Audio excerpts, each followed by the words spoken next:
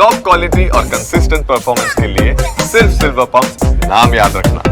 અમદાવાદના ઘીકાંટામાં કૃષ્ણા કોમ્પ્લેક્સની નીચે ગેરેજમાં લાગી આગ અને આ આગમાં 3 કાર બળીને ખાખ થઈ ગઈ।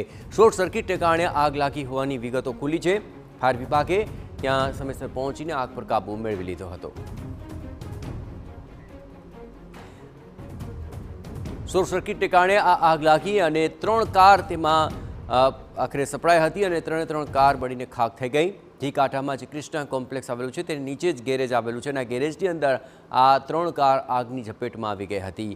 ફાયર વિભાગને જાણ કરતાની સાથે ફાયર વિભાગે પાણીનો મારો ચલાવી આ આગ પર કાબૂ મેળવી લીધો હતો। શોર્ટ સર્કિટને કારણે આ ગેરેજની અંદર અચાનક જ આગ ભભૂકી ઉઠી હતી। એ વખતની આ તસવીરો આપ જોઈ રહ્યા છો અને શોર્ટ સર્કિટ બાદ આ આગ ત્યાં રહેલી કારમાં પણ પ્રસરી હતી કે જેમાં 3 કાર ઝપેટમાં આવી ગઈ।